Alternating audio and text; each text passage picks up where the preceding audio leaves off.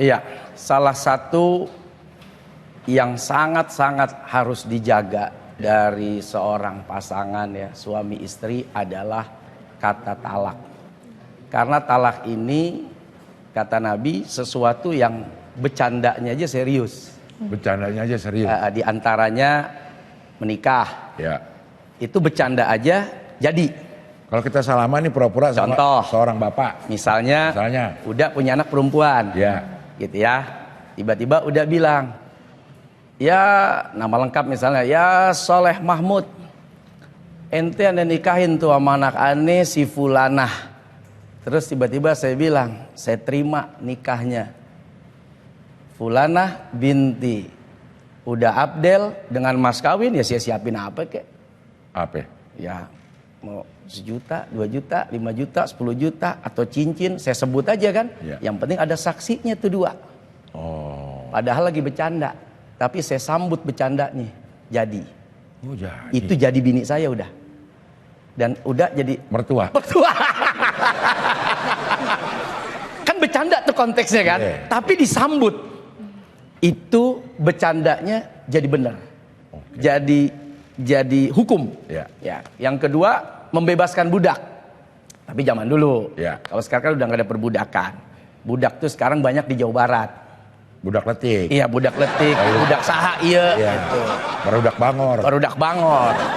Yang ketiga, talak, cerai. Misalnya bercanda konteksnya. Kamu saya ceraikan ya hari ini, jatuh. Kata suami. Kata suami. Harus suami ya? Harus suami dan suami sendiri, bukan suami orang. Oh, iya. Nah, saya ceraikan kamu ya hari ini. Enggak bercanda sih, tetap jatuh. Sebegitu pentingnya Islam menjaga ya, apa istilahnya tuh ya, pernikahan. Penting sekali, sampai orang tuh urusan begitu tuh nggak boleh diajak bercanda, apalagi serius. Artinya kalau sudah serius, maka keputusan yang diambil biasanya udah fatal. Ya. Kenapa seseorang mengucapkan talak? Biasanya karena sudah fatal. Dan kalau sudah fatal, ya umumnya pasti ada emosinya, ada marahnya. Maka kalau pertanyaannya bagaimana hukum orang mentalak saat marah, jatuh.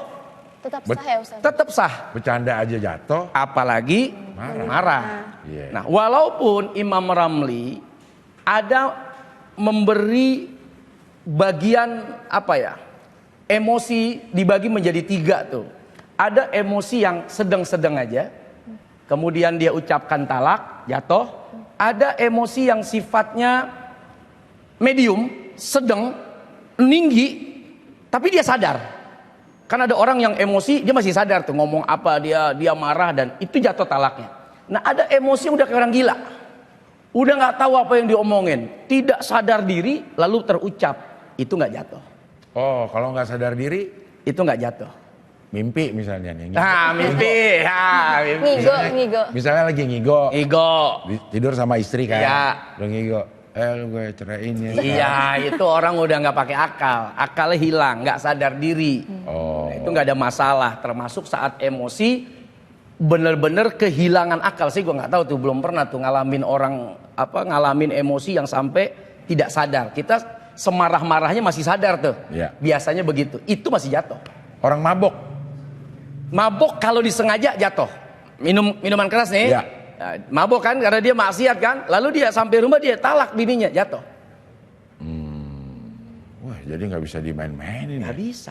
Diucapin juga jangan dah. Jangan sampai. Bercandanya aja jatuh.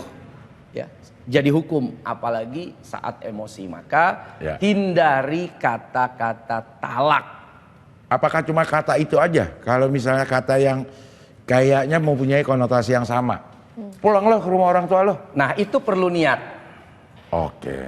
Kalau kalimatnya tidak sorry, tidak jelas. Udah deh, gue udah capek, gue udah puyeng, lu pulang aja deh ke rumah emak lu misalnya. Ya.